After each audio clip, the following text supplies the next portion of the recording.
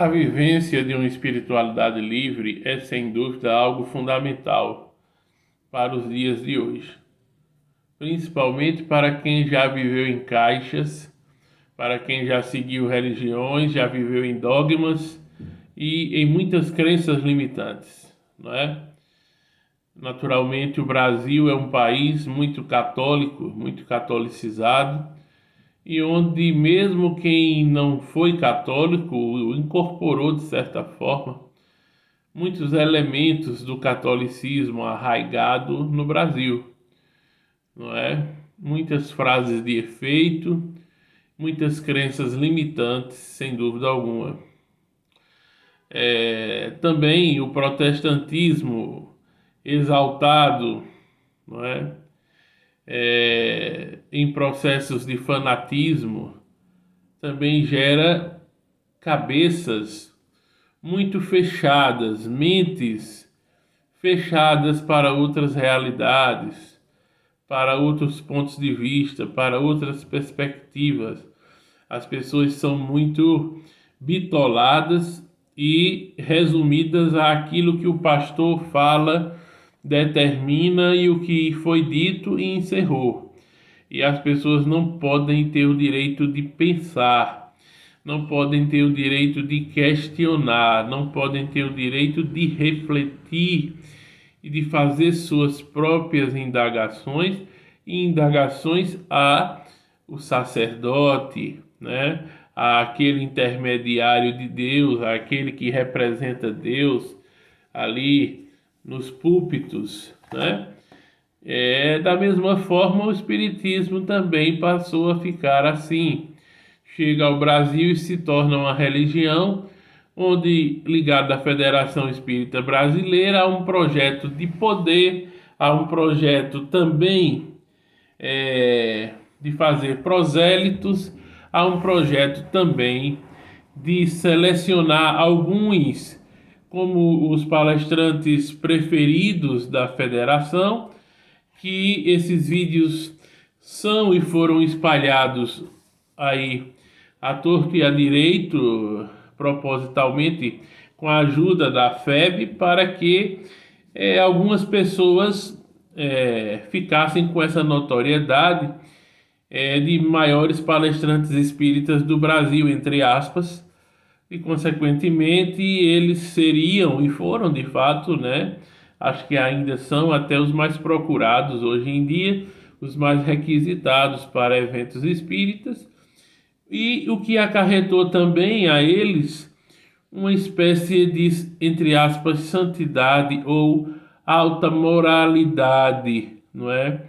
Porque essas pessoas que são projetadas pela Federação Espírita como grandes oradores, palestrantes do Espiritismo, eles passam a ser vistos como pessoas de moral muito elevada, pessoas, portanto, que são extremamente confiáveis, aqueles cidadãos para namorar com a sua filha ou com a minha filha, não é? Esses são para casar, né? E, consequentemente, eles também, com isso, adquirem vantagens das suas profissões. Eles acarretam também, acarretaram e acarretam procuras profissionais para suas determinadas áreas, sejam elas quais forem, porque a partir do momento que é vendida a imagem deles como pessoas do bem, ou de bem, da moral, dos bons costumes, da família e etc., essas pessoas, se ele é um grande palestrante espírita, ao olhar dessa disseminação proposital que quer os rotular como grandes oradores do movimento, consequentemente, então, é porque eles são pessoas extremamente corretas também profissionalmente, muito competentes em suas áreas. Então, há uma procura muito grande por eles profissionalmente, o que ajudou e ajuda muito, né? Ajudou muito alguns desses oradores a hoje em dia serem pessoas ricas, muito ricas, extremamente ricas, né? por conta das suas procuras profissionais, que as pessoas atrelam àquela imagem de santo ou pseudo-sábio, como principais oradores espíritas do Brasil. Então, é essa a situação que a gente se encontra, onde existem várias caixas, não é?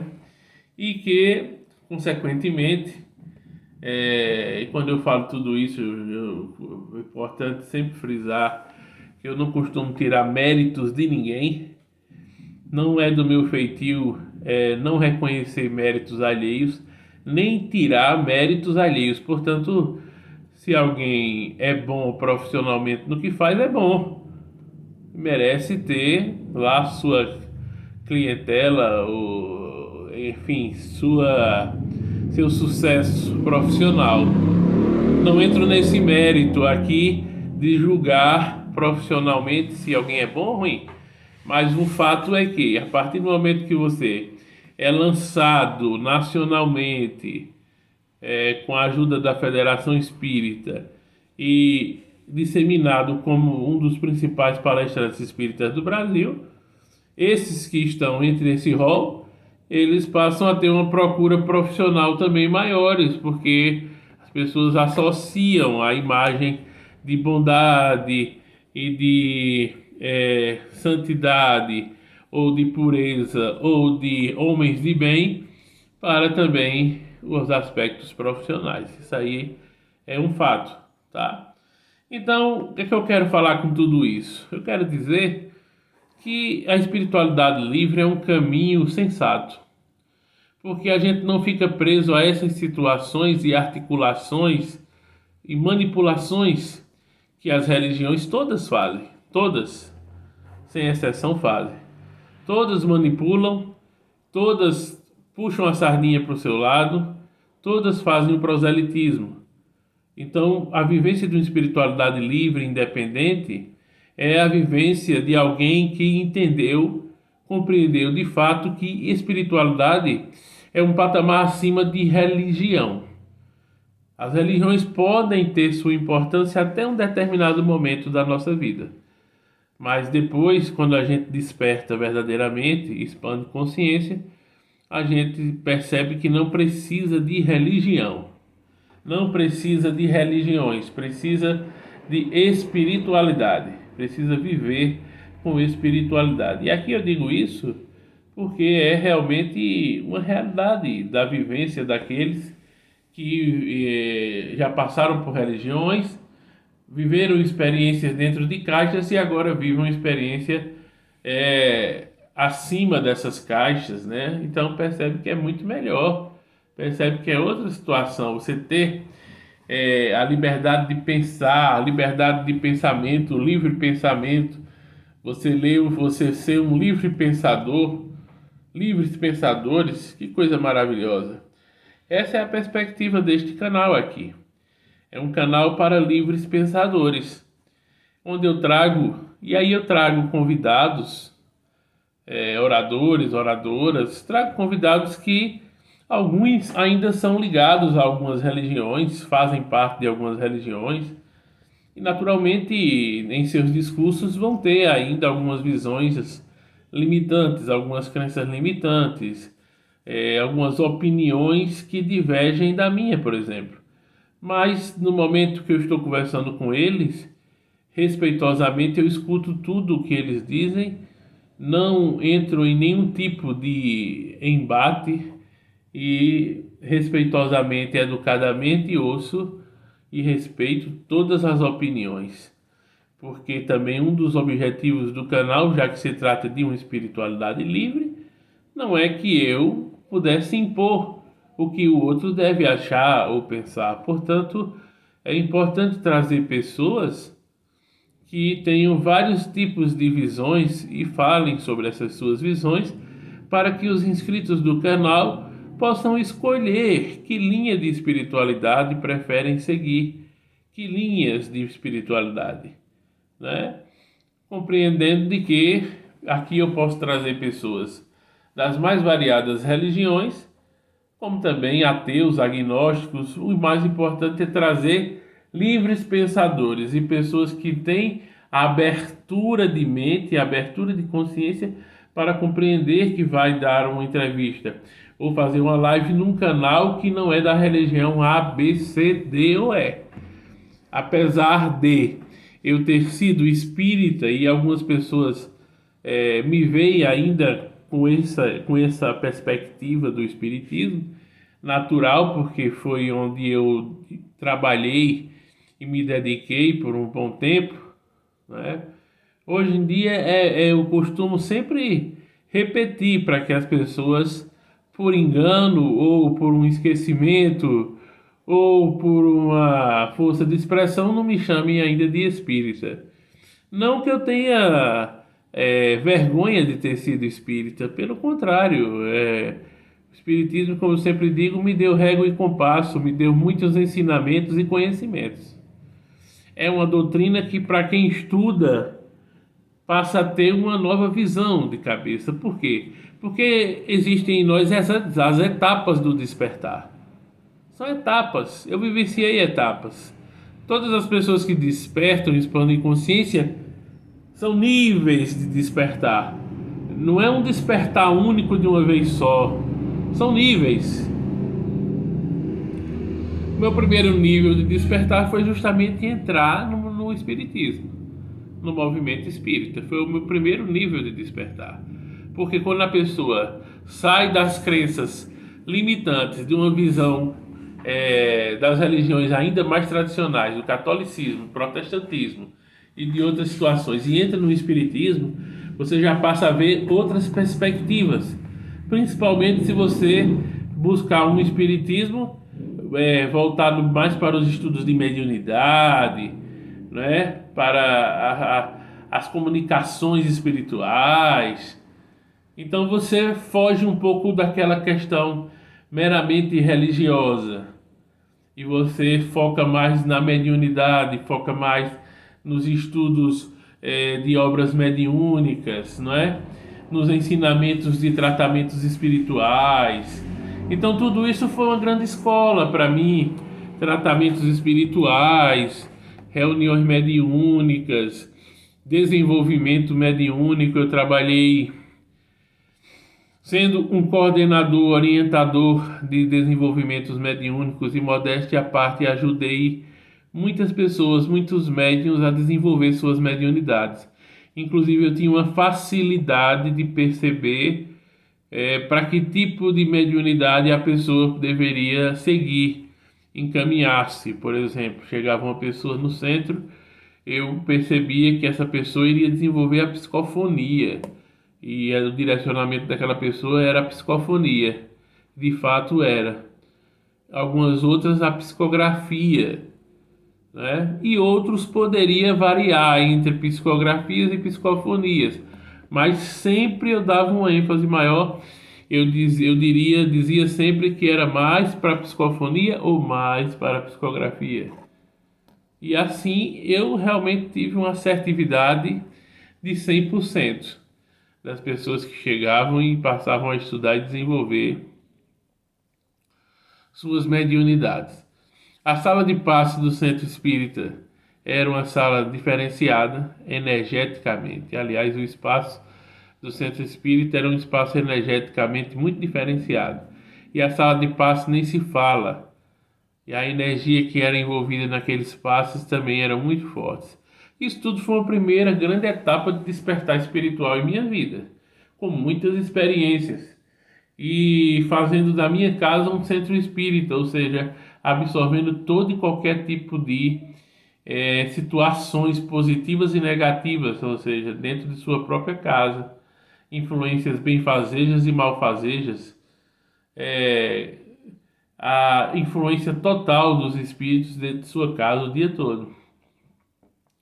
Coisas que eu já vivenciei, muito diferenciadas, como por exemplo eu estar deitado no meu quarto de noite, dormindo ou tentando dormir, e perceber que estava havendo uma reunião só entre espíritos na parte do centro espírita da casa, ou seja, na sala inicial. Na primeira sala estava havendo, eu me lembro, de reuniões só entre espíritos que aconteceram, algumas reuniões só de espíritos ligados ao candomblé, que trabalhavam com candomblé, com banda ou caboclos, raizeiros, curandeiros e pessoas ligadas às religiões afro, que estavam, isso quando eu digo pessoas, espíritos, tá? E eu devo estar deitado em minha cama e perceber que estavam havendo reuniões de espíritos, todos esses ligados a principalmente aos encontros de religiões como Umbanda, Candomblé, etc. Era muito nítido a presença daqueles espíritos, às vezes falando dialetos africanos, e estavam na sala da minha casa, onde funcionava o centro espírita. Ao ponto de um dia eu estar conversando com alguém pelo telefone celular e a pessoa que também tinha mediunidade do lado de lá ouviu, como eu também estava ouvindo, conversas dentro da minha casa, ou seja, na parte do centro espírita, conversas dos espíritos entre eles. Já houve dia deles fazerem reuniões festivas só entre eles, só entre desencarnados, na sala inicial, onde aconteciam as palestras e reuniões do centro. Por quê? Porque eu também sempre tive uma cabeça mais aberta, uma mente aberta, e mesmo sendo dirigente espírita, com o rótulo espírita, não é? Eu sempre tive uma abertura de trabalhos, aceitei reikianos no centro espírita, que muitos centros espíritas tinham dificuldade de dar oportunidade a reikianos de trabalhar. Eu aceitava reikianos que também trabalhavam aplicando passe, que na realidade esse passe deles era mais o reiki do que o passe, né? Sempre tive uma abertura. Levei um sacerdote Hare Krishna para no mínimo ele fez umas 4 ou 5 palestras lá no centro espírita, com direito a momentos de mantras, de cura, de cantar o Hare Krishna, Hare Hare, Hare Rama, e de todos nós cantarmos e nos envolvermos espiritualmente com isso, com a luz apagada, em momentos meditativos e de repetições dos mantras. Foram momentos muito interessantes, onde você conhece um centro espírita, onde um Hare Krishna faz 5 palestras no ambiente de um centro espírita, que as pessoas costumam denominar redundantemente kardecista. Pois é, também no centro espírita, entre aspas, kardecista também, eu levei um babalorixá, eu levei um pai de santo, né? E ele fez também uma palestra lá. Ele ligado ao candomblé, à Umbanda, e fez uma palestra lá também, falando sobre os costumes, as linguagens, os dialetos, e enfim, todas as questões históricas e espirituais que envolvem o candomblé. E ele fez lá a palestra dele. Então, veja a abertura que era dada a esse centro, a abertura que esse centro deu, né? Era um centro por si só, já com a visão aberta, tanto que o nome era Além do Horizonte. Além do horizonte, quer dizer, vendo outras perspectivas, vendo além, já não com limitações. Então, eu posso dizer que o meu trabalho sempre foi um trabalho já de abertura e de profundidade. Isso foi uma primeira etapa do despertar, né? Então, ao abrir o centro espírita e fazer todo esse trabalho, aconteceu isso. Ao fechar o centro espírita, é interessante. A gente fecha uma porta, fecha um trabalho, mas abriu-se outras perspectivas. A perspectiva agora do meu trabalho no canal, que antes era uma perspectiva que fui convidado para fazer um trabalho voluntário, gratuito, num jornal online que tinha em Caruaru, o Jornal de Caruaru, onde eu escrevia e fazia vídeos semanais de espiritualidade. E depois vim aqui para o canal. E estou aqui no canal muito feliz com esse 2024, porque a gente percebe claramente os ciclos da vida e as etapas do despertar. Etapas do despertar, a primeira com a minha inserção ao movimento espírita e a fundação de um centro espírita. E agora, a saída do movimento espírita, quando eu digo agora, há 5 anos passados, né? Vai fazer 5 anos, entre 4 a 5 anos que saí, e o canal Prof. Kardec, que começou, era chamado canal Espiritualidade Agora. A gente mudou para Prof. Kardec. E é esse canal que estamos aqui, que é um canal que trata justamente de uma espiritualidade contemporânea, independente e livre. É o que a gente vive aqui. Então, foi uma outra grande etapa e a maior das etapas do despertar. Por isso que até numa live aqui recente, uma médium, através do seu guardião, espírito, mentor, guardião, e de suas percepções, disse: em 2019 foi o grande despertar. O grande despertar. Por quê? Se há o grande despertar, é porque já houve o pequeno despertar, né? Então é interessante a gente se apegar às vezes às palavras e às interpretações. Houve o grande despertar. Então, se houve o grande, é porque antes houve despertares menores. Os menores foi fundar um centro espírita, trabalhar, experienciar, ganhar várias experiências, estudar, visualizar, trabalhar, palestrar, ser um palestrante requisitado na minha cidade, em cidades vizinhas, fazer parte de uma associação interreligiosa, também como debatedor, como expositor, tudo mais, com pessoas de várias religiões. E agora, quando ela disse em 2019, foi o grande despertar. Então, o grande despertar foi fechando o centro espírita. Pandemia, muitas reflexões e uma nova forma de pensar, novos paradigmas, uma espiritualidade livre, sem caixas, sem crenças limitantes. A revisão de conceitos, o ressignificar de conceitos limitantes, o ressignificar, o revisar dos medos e das culpas das religiões tradicionais que o Espiritismo também no Brasil propõe-se a incutir na mente dos seus prosélitos, dos seus seguidores. O Espiritismo também faz a divulgação do medo e da culpa a seu modo, não é? Então a Igreja Católica, a Igreja Protestante, o Espiritismo faz ao seu modo também, propagando também o terror, as imposições amedrontadoras com relação a umbral, aos umbrais e a toda essa situação, e também das culpas, de que também vai ser necessário espiar, o que seria o pagar, o espiar, e as provas e expiações das mais diversas e mais contundentes. Promovem também o medo, as imposições amedrontadoras, e vão se falando muito nas leis do retorno, nas leis disso, leis daquilo, e tudo voltado para como se fosse falar do karma, a mesma coisa que o hinduísmo vê como karma, que o budismo também, enfim, é a mesma coisa com outros nomes, não é? Mas com muitos exageros e deturpações.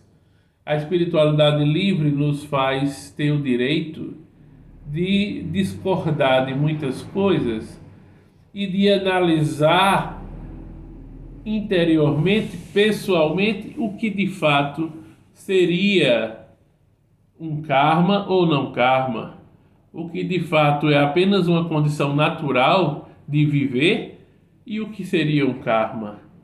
Existem situações e situações. Nem tudo é karma, nem tudo é algo que já está pré-determinado. Nem tudo é lei de retorno, lei de causa e efeito. Não é assim. Existem muitas coisas que são leis, são questões da vida, questões naturais do viver. Hoje em dia eu encaro muito mais pensando dessa maneira.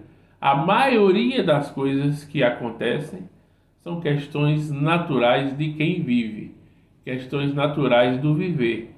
Por exemplo, quem vive pode adoecer, porque cachorros adoecem, gatos adoecem, passarinhos adoecem, animais irracionais adoecem e às vezes morrem daquelas enfermidades. E não é porque estão pagando karma de outras encarnações. Animais tropeçam, caem, animais quebram a perna, há atropelamentos. Ou seja, quem está na vida está suscetível a tudo que a vida pode apresentar.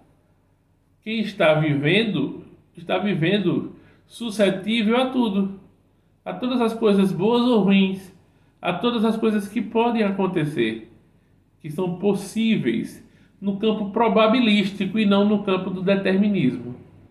Estamos vivendo uma situação probabilística. Podemos ter uma terceira guerra mundial? Pode também não ter. Né? Tudo pode acontecer, aquela história, tudo pode acontecer, inclusive nada. Tudo pode acontecer, inclusive nada. Ou seja, temos que aprender que as coisas que acontecem na vida das pessoas acontecem porque todos estão vivendo, porque fazem parte do viver.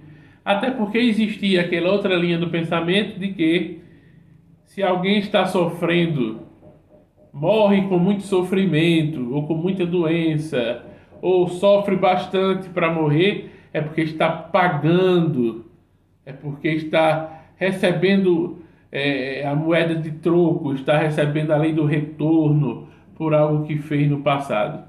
Isso não é verdade, isso é um absurdo. Isso é um absurdo.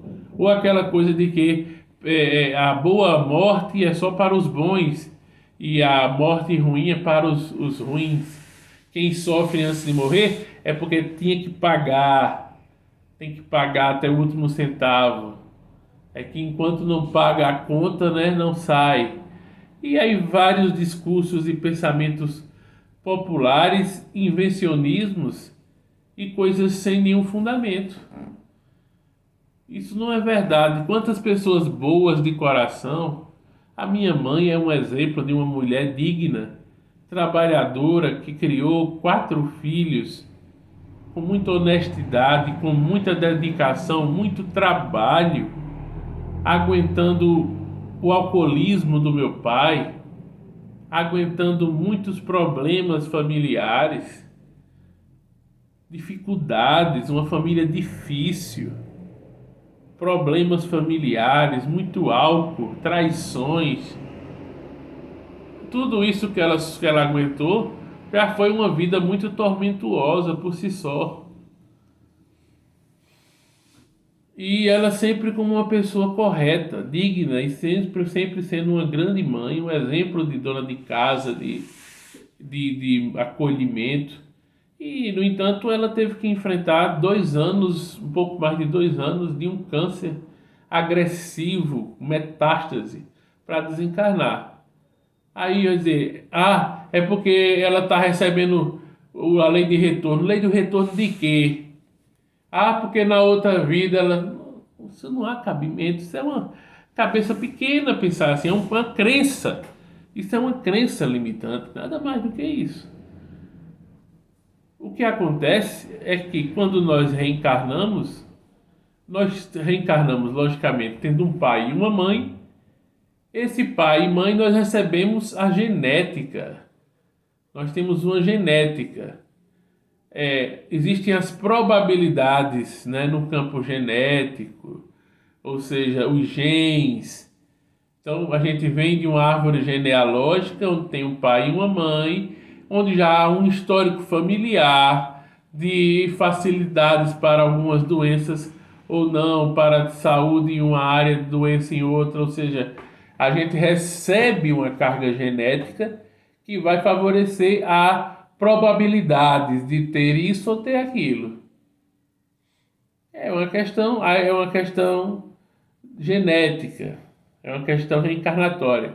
Aí alguém diz, porque tinha que ser assim, tinha que nascer como filho de fulana. Não, não tinha que ser assim.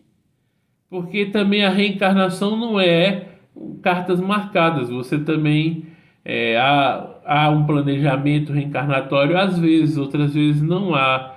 Às vezes há planejamentos mal feitos, planejamentos reencarnatórios muito mal feitos em alguns momentos. E às vezes as pessoas nascem de maneira compulsória, desorganizada, renascem compulsoriamente, desorganizadamente em qualquer lugar e até em famílias totalmente estranhas. Então, há muitas situações a serem observadas. As coisas não são tão simplórias de se explicar, como as pessoas querem ter resposta para tudo na ponta da língua. Isso foi por conta daquilo, isso aconteceu por conta disso, tal coisa foi por conta daquilo. E não é tão simples assim. Existem muitas variáveis no jogo, muitas variáveis, tá? Claro que nós estamos vindo de outras encarnações onde cometemos alguns abusos em algumas áreas e isso fica registrado no que no espiritismo se fala do perispírito, né? E de uma maneira espiritualista geral, aí vai dizer no corpo mental, no corpo causal, no corpo isso, no corpo energético. São vários nomes que se dão aos corpos.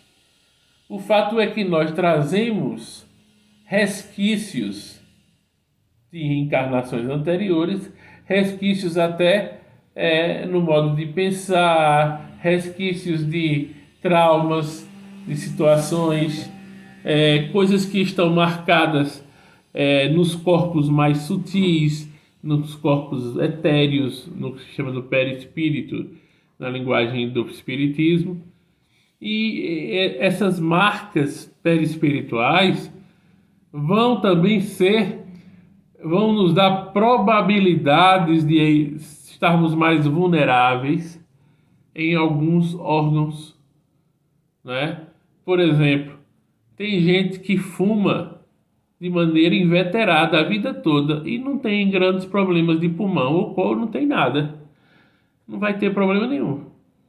Tem gente que bebe demais e o fígado, ó, sem problemas, sem broncas, ou pequenas broncas.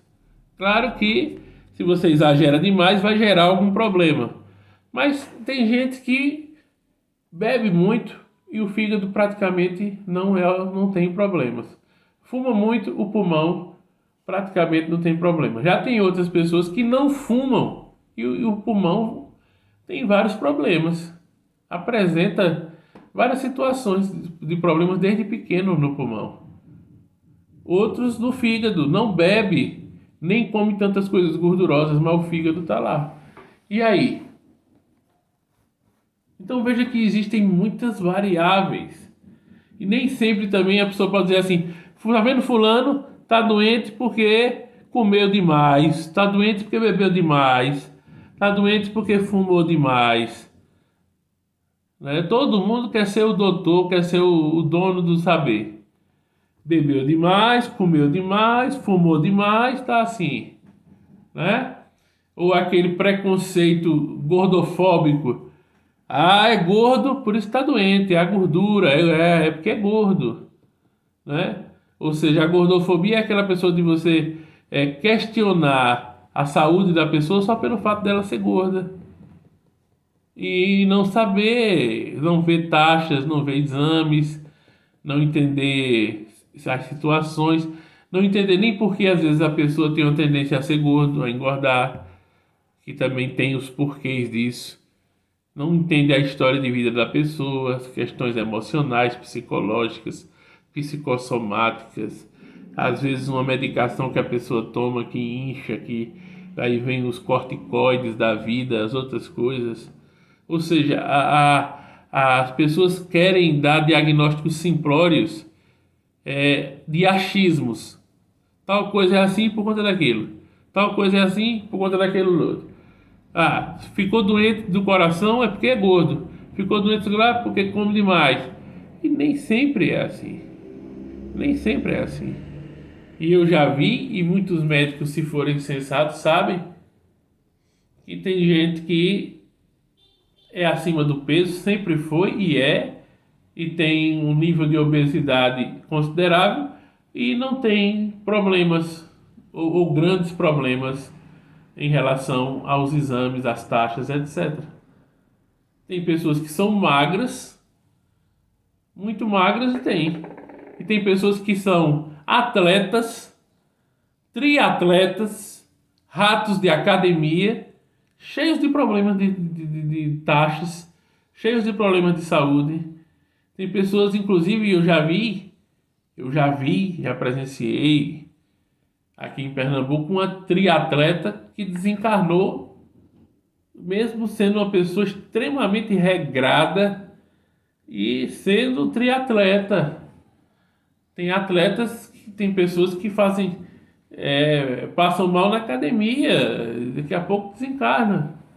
Pessoas que têm uma vida de muitos cuidados com a saúde. Então veja que tudo há uma relatividade e uma complexidade. As coisas não são tão simplórias de se dizer tal coisa aconteceu por isso, tal coisa aconteceu por aquilo. Não é simplesmente assim. É um conjunto de coisas. É um conjunto de aspectos. Evidentemente, e nós sabemos que se a pessoa é mais cuidadoso com a sua saúde, ela tende a adoecer menos. Se a pessoa se cuida mais, vai ter mais saúde. Isso é uma lógica. Se a pessoa é relapso, se a pessoa é negligente com a saúde, tende a ficar com mais problemas. Quanto a isso, não há dúvida. Mas o que eu quero dizer aqui é que existem situações e situações, e existem propensões, existem probabilidades e existem de acordo com a reencarnação, principalmente em que família a gente reencarnou. Tem famílias que têm uma genealogia, que tem uma saúde de ferro, que vem de antepassados, de ancestrais, de pessoas muito fortes fisicamente, de muita vitalidade, de muita energia, de muita saúde. E a gente vê casos aí, pessoas idosas que estão com a saúde de ferro e com corpo físico, com energia, com força, com vitalidade, né? Virilidade, com tudo. E já tem outros que é aquela história. Veja como é complexo. Tem pessoas com 80 anos, até 90 anos, com uma força, com mais força e vigor e energia do que às vezes uma pessoa com 40. É uma realidade. Então veja que há muitas nuances, depende de que família vamos nascer, do que trazemos de encarnações passadas, do que trazemos de marcas, de probabilidades reencarnatórias e de, claro, probabilidades reencarnatórias, questões perispirituais, cargas genéticas, e aí vem tudo isso, se vai se somar o quê? Hábitos de vida, costumes de vida, aí sim, costumes alimentares, costumes de vida, sedentarismo, práticas, aí vem uma série de questões. Mas veja que não é só uma coisa ou outra, ou um diagnóstico simples, ou apenas uma questão simplória. Tal coisa aconteceu porque fulano é isso. Tal coisa aconteceu porque fulano é isso. Porque é magro, porque é gordo, porque é alto, porque é baixo, porque é velho, porque é branco, porque é preto. Não é isso. As pessoas costumam simplificar, não é? E tornar muito raso os debates e de maneira muito simplória dar um determinismo a todas as coisas. A espiritualidade livre nos ensina a pensarmos diferente, a percebermos as nuances, as probabilidades, o conjunto de fatores, a série de situações, espíritos que reencarnam com mais ou menos um tempo estimado de vida. Então, naturalmente, seus corpos não vão ser corpos tão, tão fortes, corpos tão duráveis, porque há uma perspectiva estimada de vida menor. São corpos que vão apresentar fragilidades mais rápido do que outros corpos que têm um tempo estimado de vida bem maior, de chegar à fase de idosos, etc. Enfim, tem uma série de questões no jogo. Tem as moratórias que são dadas, não é? Às vezes uma pessoa está para desencarnar e a espiritualidade consegue intervir e por merecimento da pessoa ou por alguma necessidade ou por novas oportunidades que são dadas, a pessoa tá para morrer com uma certa idade e vive mais 10, 20 anos além do que era para viver. Isso existe também, por uma série de fatores. Veja que tudo tem detalhes, série de fatores, às vezes intervenções espirituais que prolongam a vida de várias pessoas, que dão moratória a outras pessoas, como também há um encurtamento de vidas a pessoas que também vão antes do tempo. Também por muitas questões de desregramento, não é? E também que a espiritualidade percebe que aquela encarnação e aquela pessoa, quanto mais tempo ela for viver, vai ser pior, porque ela não vai conseguir burilar-se diante daquele padrão energético e de pensamento que ela tem. Ela não vai conseguir viver mais tempo, mudar hábitos, mudar costumes e rever posicionamentos, porque as pessoas já são extremamente teimosas e desregradas e enlouquecidas. Então é melhor desencarnar logo e preparar uma outra encarnação mais proveitosa, porque essa não vai poder ir longe mesmo. Então veja que tudo que eu estou falando aqui é necessário falar para que a gente entenda que tudo tem minúcias. O processo da reencarnação e o processo da nossa vida tem detalhes, tem minúcias e tem também asteriscos a serem colocados, às vezes, no prolongamento da vida, nas interferências espirituais que acontecem, tanto para o bem como para o mal, nos encurtamentos, nas pessoas que desencarnam antes do tempo, nas pessoas que conseguem uma moratória e desencarnam depois. Tudo isso acontece por uma série de fatores, como eu já falei, por minúcias, por detalhes. É uma série de coisas que faz isso. Às vezes, isso não é raro. Você recebe bênçãos e a misericórdia divina, visitas de um parente, de uma pessoa que te ama, visitas de pessoas que te amam espiritualmente, que te dão uma carga maior de vida, de energia, que te dão força vital, que te dão energia para viver mais, que te curam, em outras palavras. Você é submetido a cirurgias espirituais que nem sabe que foi submetido. Você é submetido a cirurgias espirituais, a tratamentos espirituais que você também não está sabendo, tá?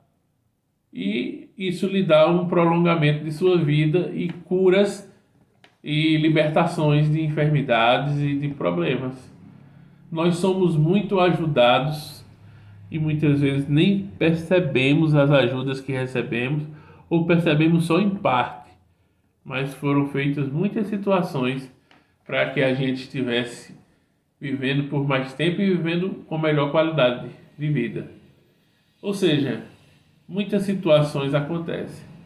E apesar desse ser um mundo ainda dos mais cruéis, ou talvez o mais cruel, dos mais injustos, ou talvez o mais injusto, onde as coisas mais parecem estar de cabeça para baixo, mesmo assim, ainda é um mundo onde a intervenção divina acontece e modifica tudo. pode modificar tudo, pode mudar destinos, mudar panoramas e promover muitas situações diferentes. Tudo isso a gente aprende com o tempo, com as vivências, e a vivência de uma espiritualidade livre nos conecta a tudo isso, nos faz entender as coisas de maneira muito mais larga e profunda, sem os dogmas e as caixas que nos prendem e que limitam as nossas visões de enxergarem o todo e as micropossibilidades, as várias possibilidades que existem e as várias circunstâncias de vida de cada um, entendendo também que nem tudo é karma, nem tudo é lei de retorno, causa e efeito e esses nomes que são dados. Não, são apenas circunstâncias e são apenas situações da vida, porque todo o espírito que reencarna, ele está sujeito, suscetível a tudo, a todas as coisas, a todos os vírus, bactérias, fungos, etc., como os animais estão, como todo mundo está. Então, as pessoas podem ter N situações e N coisas simplesmente pelo fato de serem vivos, seres vivos, serem pessoas que estão vivendo. Apenas por isso, tá? Desculpa o vídeo tão longo, mas se você chegou até aqui me acompanhando é porque você sentiu e foi pela linha de raciocínio e achou interessante. Eu agradeço. Se você acompanhou o vídeo inteiro, foi uma palestra aqui, quase como uma live. Eu agradeço de coração. Deixe seu like, comente alguma coisa se quiser, interaja comigo. E se não for inscrito ou inscrita no canal, inscreva-se, por favor. Nós precisamos de um número um pouco maior de inscritos para darmos o nosso início em 2025, podendo estabelecer parcerias com o próprio YouTube, podendo, de fato, ser um canal ainda com mais dinamismo e com mais possibilidades para vocês. Então a gente precisa da inscrição, que você peça alguém para se inscrever no canal. Caso você tenha mais de uma conta no YouTube, me faça a gentileza de se inscrever nas suas 2 contas ou nas suas 3 contas. Se inscreva. Você vai estar me ajudando e ajudando um canal que tem um posicionamento interessante e, consequentemente, você vai estar recebendo em troca conteúdo e qualidade. Um grande abraço.